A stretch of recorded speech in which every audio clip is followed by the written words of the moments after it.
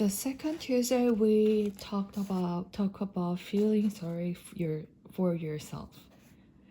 I came back the next Tuesday, and for many Tuesdays that followed, I looked forward to this visit more than one would think, considering I was flying 700 miles to sit alongside a dying man.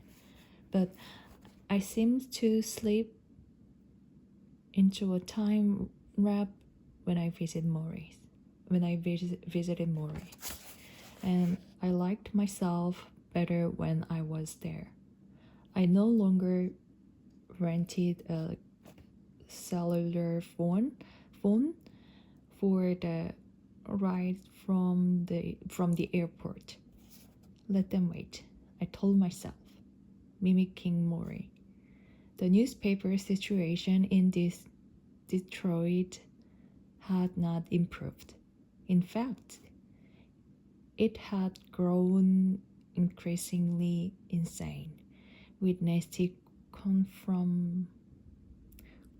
confrontations between pickers and replacement workers.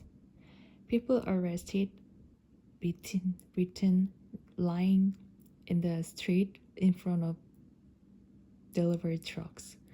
In light of this, my visit with Morrie felt like a cleansing rinse of human kindness. We talked about life and we talked about love. We talked about one of Morrie's favorite subjects, compassion, and why our society has had such a shortage of it. Before my third visit, I stopped at the market called Bread and Circus. I had seen their bags in Morrie's house and figured he must like the food there. And I loaded up with plastic containers from their fresh food takeaway. Things like vermicelli with vegetables and carrot soup and baklava. When I entered Morrie's study, I lifted the bags as if I'd just robbed a bank. "Footman!" I bellowed. Morrie rolled his eyes and smiled. Meanwhile, I looked for a sign of the disease progression. His fingers worked well enough to write with a pencil or hold up his glasses, but he could not lift his arm much higher than his chest. He was spending less and less time in the kitchen or living room and more in his study, where he had a large reclining chair set up with pillows, blankets, and specially cut pieces of foam rubber, and held his feet and gave support to his withered legs. He kept the bell near his side, and when he had needed adjusting or he had to go on the commode, as he referred to it, he would shake the bell and Connie, Tony, Bertha, or Amy, his small army of home care workers, would come in. It wasn't always easy for him to lift the bell, and he got frustrated when he couldn't make it work. I asked Maurice if he left sorry for himself. "Sometimes in the mornings," he said. "That's when I moron. I feel around my body. I move my fingers and my hands, whatever I can still move, and I mourn what I've lost. I mourn the slow, insidious way in which I'm dying. But then I stopped mourning. Just like that. I gave myself a good cry if I need it, but then I concentrate on all the good things still in my life, on the people who are coming to see me, on the stories I'm going to hear, if it's Tuesday, because we're Tuesday people. I grinned. Tuesday people. Mitch, I don't allow myself any more self-pity than that. A little each morning, a few tears, and that's all. I thought about all the people I knew who spent many of their waking hours feeling sorry for themselves. How useful it would be to put a daily limit on self-pity. Just a few tearful minutes, then on with the day. And if Morrie could do it with such a horrible disease, it's only horrible if you see it that way. Morrie said, it's horrible to watch my body slowly wilt away to nothing. But it's also wonderful because of all the time I get to say goodbye. He smiled. Not everyone is so lucky. He studied him in his chair, unable to stand, to wash, to pull on his pants. Lucky? Did he really say lucky? During a break, when Morrie had to use the bathroom, I leafed through the Boston newspaper that said near his chair. There was a story about a small timber town where two teenage girls tortured and killed a 73 years old man who had befriended them, then threw a party in his trailer home and showed off the corpse. There was another story about the upcoming trial of a straight man who killed a gay man after the latter had gone on a TV talk show and said he had a crush on him. I put the paper away. Morrie was rolled back and smiling as always, and Connie went to lift him from the wheelchair to the recliner. You want me to do that? I asked. There was a momentary silence, and I'm not even sure why I offered, but there was momentary silence, and I'm not even sure why I offered. But Morrie looked like Connie and said, "Can you show him how to do it?" "Sure," Connie said. Following her instructions, I leaned over, locked my forearms under Morrie's armpit and hooked him toward me, as if lifting a large lung from underneath. Then I straightened up, hoisting him as I rose. Normally, when you lift someone, you expect their arms to tighten around your grip, but Morrie could not do this. He was mostly dead weight, and I felt his head bounce softly on my shoulder, and his body sag against me like a big damn loaf. And he softly ground.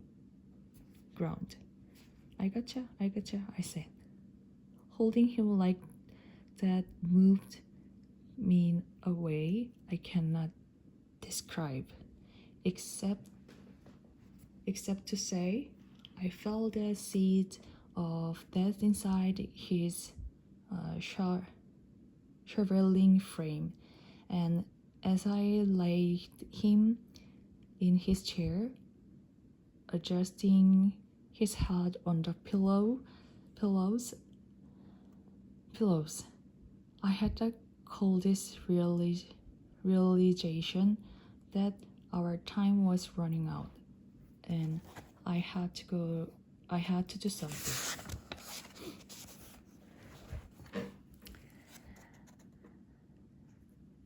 It's my junior year, 1978. When disco and rocky movies are the cultural rage, we're in an unusual sociology class at Brandeis, something Morrie calls group process. Each week we study the way in which the students in group interact with one another, how they respond to anger, jealousy, attention. We are human regret. More often than not, someone ends up crying. I refer to it as the touchy-feely course. Morrie says I should be more open-minded.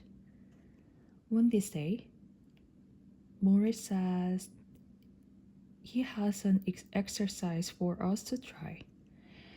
We are to stand facing away from our classmates and fall backward, relying on another student to catch us. Most of us are uncomfortable with this, and we cannot let go for more than a few inches before stopping ourselves. We laugh in embarrassment. Finally, one student, a thin, quiet, dark-haired girl, whom I noticed almost away, wear bulky white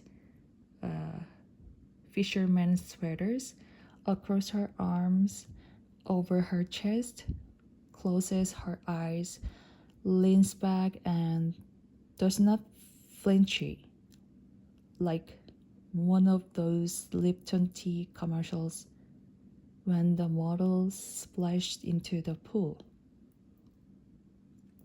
For a moment, I'm sure she's going to thumb on the floor.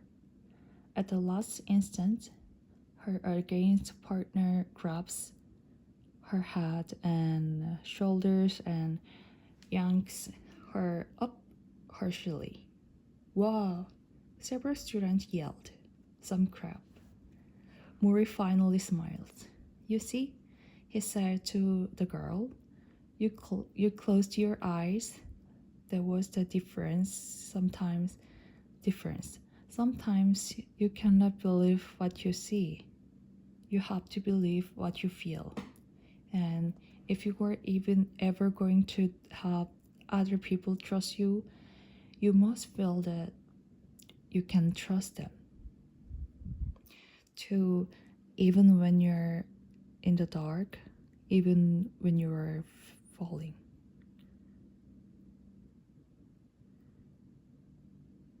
You see, he said to girls, you close your eyes.